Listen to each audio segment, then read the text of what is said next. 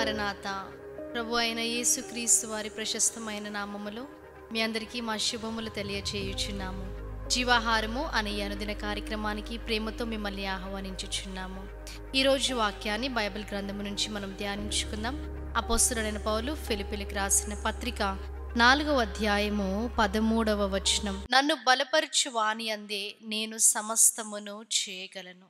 2వ కొరింథీ 12వ అధ్యాయం 7వ వచనము నుంచి మనము చదువుకున్నప్పుడు ఇక్కడ అపోస్తలుడైన పౌలు తనకు కలిగిన బలహీనతను మరి ముళ్ళుతో వర్ణించుచున్నాడు. ముమ్మార్లు దేవునికి అతని బలహీనతను బట్టి ప్రార్థన చేసి దేవుణ్ణి వేడుకొంటిని అని ఆయన ఇక్కడ రాయిచున్నారు. అప్పుడు దేవుడు నా కృప నీకు చాలును అని చెప్పడం మనము చూస్తాం. బలహీనత యందే సంతోషముగా ఉండుము అని చెప్పడం మనము చూస్తాం. ఇక్కడ వాక్యంలో మనము చూచినప్పుడు 12వ అధ్యాయము 7వ వచనం నుంచి చదువుకుందాం. నాకు కలిగిన ప్రత్యక్షతలు బహు విశేషముగా ఉన్నందున నేను అత్యధికముగా హెచ్చిపోకుండా నిమిత్తము నాకు శరీరంలో ఒక ముళ్ళు నేను అత్యధికముగా హెచ్చిపోకుండా నిమిత్తము నన్ను నలుగగొట్టుటకు సాతాను యొక్క దూతగా ఉంచబడెను. అది నా యొద్ద నుండి తొలగిపోవరనని దాని విషయమై ముమ్మారు ప్రభువును వేడుకొంటిని. అందుకు నా కృప నీకు చాలును, బలహీనత యందు నా శక్తి పరిపూర్ణమగుచున్నదని ఆయన నాతో చెప్పాను. మన బలహీనత యందు ఆయన శక్తి పరిపూర్ణమగుచున్నది.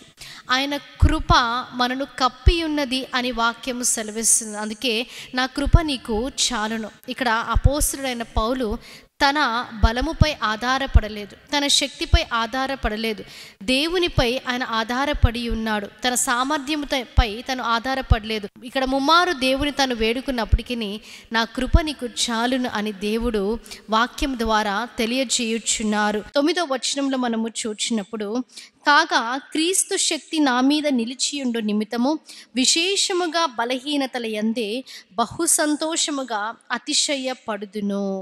నేను ఎప్పుడు బలహీననో అప్పుడే బలవంతుడును గనుక క్రీస్తు నిమిత్తము నాకు కలిగిన బలహీనతలోను, నిందలలోను, ఇబ్బందులలోను, హింసలలోను, ఉపద్రవములలోను నేను సంతోషించుచున్నాను. క్రీస్తు యేసు దేవుడు నాకు తోడై ఉన్నారు కాబట్టి నా పరిస్థితి ఎలా ఉన్నా సరే, ఉపద్రవంలో ఉన్నా సరే, కష్టంలో ఉన్నా సరే, హింసలలో నేను ఉన్నా సరే, బలహీనంగా నేను ఉన్నప్పుడు నా దేవుడు నన్ను బలపరిచే దేవుడు అని ఇక్కడ పౌలు చెప్పుచున్నారు. మనము శ్రమలో ఉన్నప్పుడు, శోధనలో ఉన్నప్పుడు, కష్టంలో ఉన్నప్పుడు, సమస్యల గుండా మనం వెళ్తున్నప్పుడు మనము సంతోషముగా ఉండాలి.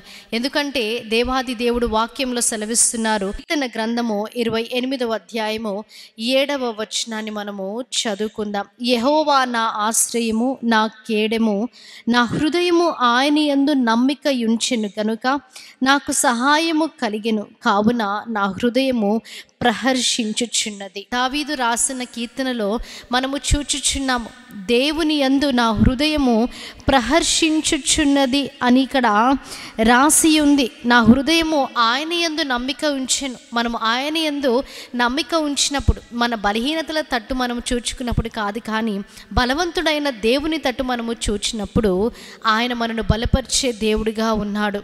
మనము ఆయన సన్నిధానానికి వచ్చి ప్రార్థన చేసినప్పుడు ఆయన మనని లేవనెత్తే దేవుడిగా ఉన్నాడు. అందుకే ఇక్కడ పౌలు వ్రాయుచున్నారు, ఇబ్బందులలో అయినా, ఉపద్రవంలో అయినా, హింసలో అయినా, ఎట్టి పరిస్థితులైనా నా బలహీనత అందే, నా ఇబ్బందుల అందే నేను సంతోషముగా ఉంటానని దేవుడు అదే వాక్యము ద్వారా మనందరితో కూడా ఈరోజు మాట్లాడుచున్నారు. ఈ పరిస్థితి ఎలా ఉన్నా సరే, నీవు బలహీనంగా ఉన్నావేమో ఈ ఉదయకాల సమయమున పౌలు భక్తుడు ఎలాగైతే నా దేవుడు బలహీనమైన సమయంలోనే నన్ను బలపరుచుచున్నాడని అన్నారో అదే వాక్యాన్ని మనం ఎత్తిపట్టి ప్రార్థన చేయాలి. దేవా, నీవే నా బలమై ఉన్నావు, నీవే నా శక్తివై ఉన్నావని ప్రార్థన చేసినప్పుడు మన బలహీనత అందే దేవుడు మనని బలపరిచి మనని గొప్పగా వాడుకునే దేవుడై ఉన్నాడు. ఇటీ వాక్య వర్తమానాన్ని దేవుడు మీ వినికిడిలో, హృదయంలో దీవించి భద్రపరిచి ఫలింపులోనికి తీసుకొని వచ్చి ఆశీర్వదించును గాక.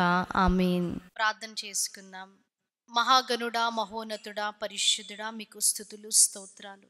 దేవా, వాక్యం ద్వారా మీరు మాతో మాట్లాడి ఉన్నారు. నన్ను బలపరచు వాని అందే నేను సమస్తమును చేస్తాను, చేయగలుగుతాను అని తండ్రి దేవా అపోస్తలుడైన పౌలు ఏ రీతిగా అయితే అని ఉన్నారో, అవును తండ్రి దేవా మా బలహీనత యందు దేవ మీరు మమ్మల్ని బలపరిచే గొప్ప దేవుడిగా ఉన్నారు.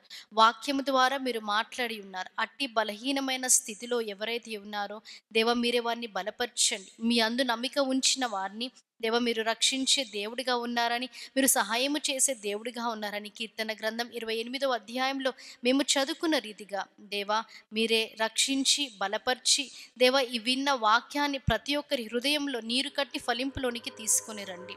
నజరేయుడైన యేసుక్రీస్తు నామములో అడిగి వేడుకుంటున్నాం ప్రియ పరలోకపు తండ్రి. అందరికీ మరణాత. దేవుడు మిమ్మల్ని అందరినీ దీవించి ఆశీర్వదించును గాక.